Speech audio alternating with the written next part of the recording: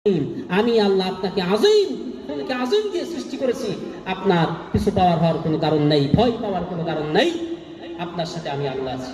আমার ভাইয়েরা, পৃথিবীতে প্রত্যেকটি জাতির জন্য প্রত্যেক এলাকায় আল্লাহ রাব্বুল আলামিন নবী রাসূল প্রেরণ করেছেন। কিন্তু আমার আপনার নবীকে রব্বুল আলামিন ডেকে বলছেন, ও নবী, আমি আপনার মানকে, আপনার শানকে কেমন বৃদ্ধি করলাম আপনি জানেন নাকি? ও নবী, পৃথিবীতে যত নবী পাঠিয়েছি সকল নবীদেরকে নির্দিষ্ট একটা ভূখণ্ডের জন্য পাঠিয়েছি, নির্দিষ্ট একটি এলাকার জন্য পাঠিয়েছি, একটি কওমের জন্য পাঠিয়েছি। যেমন কোরআনে কারীমের মধ্যে রব্বুল আলামিন সূরা হুদের মধ্যে বলছেন, ওয়া ইলা আদিন আখাহুম হুদান ক্বালা ইয়া কওমি আবুদুল্লাহ মা লাকুম মিন ইলাহিন গায়রু। আল্লাহ রাব্বুল আলামিন বলেন, আমি আদিন আখাহুম হুদ নবীকে আদ জাতির নিকট পাঠিয়ে দিলাম। তিনি তার কওমের কাছে এসে দাওয়াত দিলেন, হে আমার জাতির লোকেরা, আমার কওমের লোকেরা, আমার সম্প্রদায়ের লোকেরা, এক আল্লাহর ইবাদত করো, এক আল্লাহর ফরমান মেনে চলো। আল্লাহ ছাড়া কোনো ইলাহ নাই, কোনো মাবুদ নাই, কোনো উপাস্য নাই। এক আল্লাহর আইনকে তোমরা মেনে চলো। আদকে পাঠালেন, হুদকে পাঠালেন আদ জাতির নিকট। এরপরে রব্বুল আলামিন বলছেন, ওয়া ইলা মাদিয়ানা আখাহুম শুআইবান ক্বালা ইয়া কওমি আবুদুল্লাহ মা লাকুম মিন ইলাহিন গায়রু।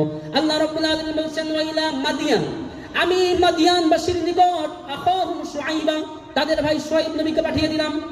তাদের এই স্বজাতির ভাই শুআইব নবীকে পাঠিয়ে দিলাম, মাদিয়ান নগরীতে যাও।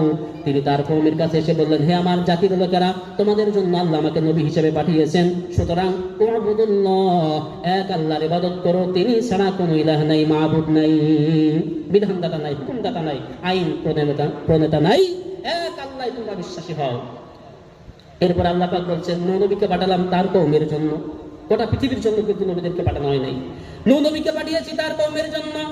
সূরা নূহের মধ্যে আল্লাহ পাক বলছেন, ইন্না আরসালনা নূহান ইলা কওমিহি আন আনদির কওমাকা মিন ক্বাবল ইলা আখিরিল আয়াত। আল্লাহ পাক বলছেন, আমি নূহ নবীকে পাঠালাম তার কওমের নিকট।